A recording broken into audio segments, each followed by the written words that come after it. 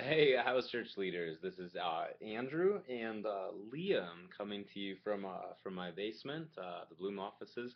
This is what you get when you office out of the house. Sometimes you gotta have a little baby with you. Hey, I wanted to shoot a couple things your way real quick, and just sort of dovetailing off of the message that Rusty posted on the house church leaders wall just a bit ago.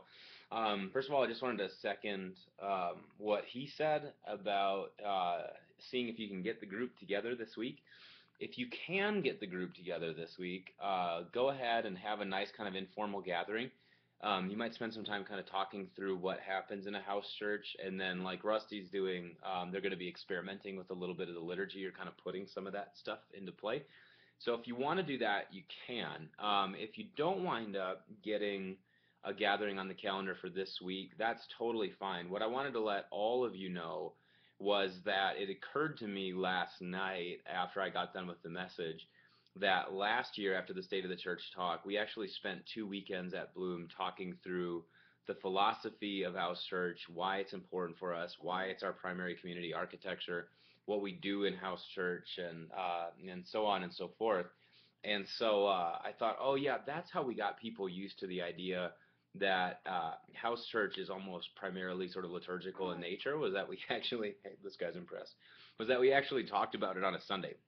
So I say all that just to say that this weekend, what I'll be doing is I'm going to do a talk through as part of the main. Basically, my message this weekend will be the what and the why and the how of house church, so that everybody in Bloomland is kind of on the same page about what house church is and what you do, and it'll also help sort of it'll help take a little bit of the edge off of the weirdness of going, oh, we're doing liturgy in house church. That's really weird.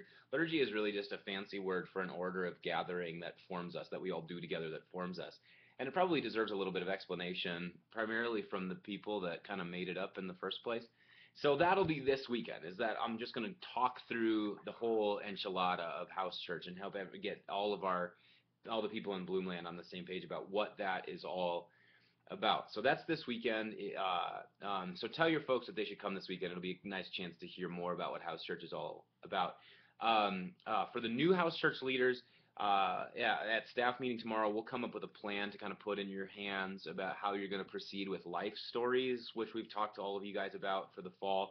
And then for the old house church leaders or the returning house church leaders, I know that we said, hey, just jump in and start talking about the messages on Sunday nights, but I'd actually like to, I had this thought this afternoon, that I'd actually like for all of the returning house churches to spend 4 weeks talking through those 4 values that we talked about last night as a community. So our values are community, spiritual formation, the sacredness of work, and shalom.